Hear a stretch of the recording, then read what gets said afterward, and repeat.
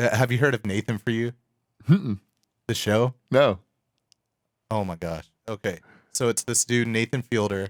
His intros, he's like, he went to business school and got really good grades.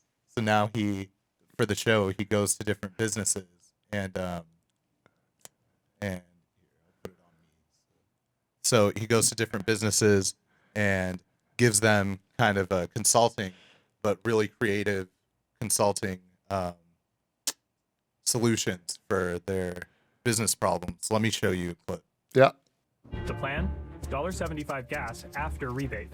A rebate will legally allow Daniel to advertise the cheapest gas in the country, and because it would be such a great deal, it would only be fair to make claiming this rebate a bit more inconvenient than normal, by asking customers to drop it off in person at the top of a mountain.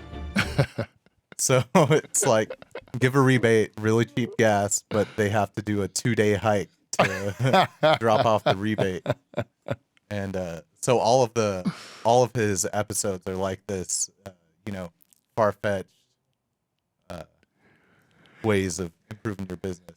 Yeah, there's simple ways to haggle and negotiate. I mean, if you go into a big box store, there's like they've got fixed pricing, but you go into some of the smaller stores and you look at there's always wiggle room. There's anybody that's been forced to buy windows for their place knows that there are bids out there, and you're getting the same product. The question is who's installing it and how much are they warrantying it. I've got a great friend who has a small business. He's like, boy, I have an out of sight warranty. What does that mean? Once it's out of sight, there's no warranty. Yeah, I don't know about that. Right? No, that brings up a really good question about ethics, right? Like, First of all, in our economy, what isn't a big box store, right? There's, small contractors or small businesses, whatever. Do you really want to haggle with them? You know what I'm saying?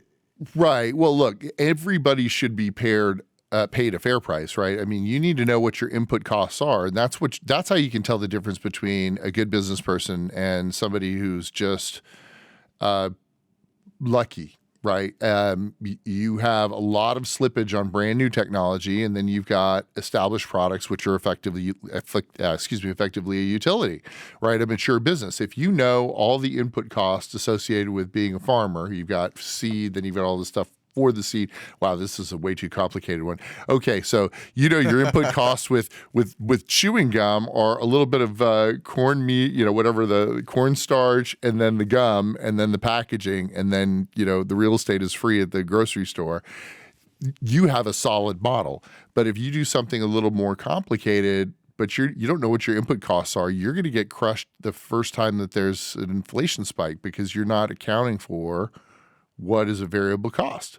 So that's why I love all those videos, like the one you're pointing out there. It's like, yeah, it's a business model. It's all math. It's all numbers, right? Input greater than output number, then you're not going to make it. If you can sell a product for less than you made it, you're going to get the difference.